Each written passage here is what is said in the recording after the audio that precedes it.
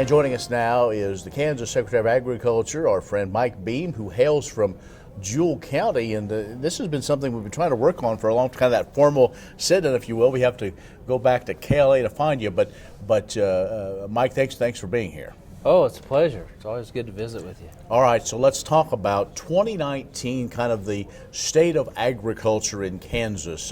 This is going to be one that there's going to be that little star there of something that we're going to kind of go back and learned a lot of lessons this year. Well, yes, and I'll have to say, I heard within even the last few days that people started saying to themselves this winter even that I'll be glad when 2019 is over.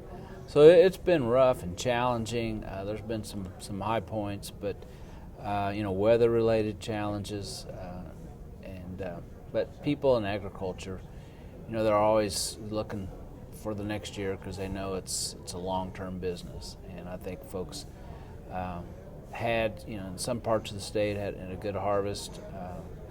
The cattle market's shown some strength here in the last few weeks, and people are maybe going towards closing out 2019 and a little bit more positive and anxious to get to 2020.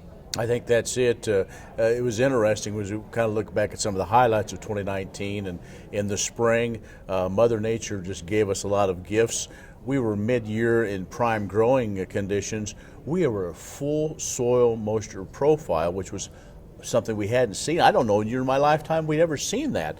And so, yeah. But we ended up the year kind of, as I told a lot of folks, Southwest Kansas is back to being Southwest Kansas. It's drouthy, and I've even heard people in central Kansas say we could sure use some moisture. But you're right, there was a time frame this spring where there wasn't a speck of drought on the USDA drought monitor map, and it's been a long time since we could look at that and not see a drought somewhere. And the grass this year for the cattle, tremendous. The Flint Hills were just tremendous this year. Oh, grass. We've grown a lot of grass, and I've reminded folks that, when we had some of those devastating wildfires in the late winters, it's following a year like we've had this year.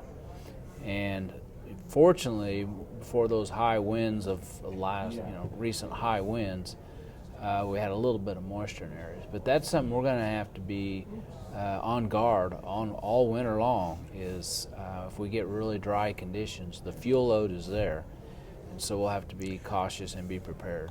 And one of the things that you bring as the secretary is you, for many years, led the effort in bringing the parties together when it comes to some of our seasonal burning. And we continue to learn more and more about all that. Are you still somewhat involved in keeping the parties kind of all talking? I'm still kind of scooting up to the table. That's the Department of Health and Environment's right. primary responsibility. But, they've been very inclusive. And you're right. It's prescribed burning is I think there's more and more acceptance every year, not just within agriculture, but from the community as a whole, as to prescribed burning is a good thing. And if it was probably utilized more in the West and in higher population centers of this country, that the wildfires wouldn't be near as devastating. Mm-hmm.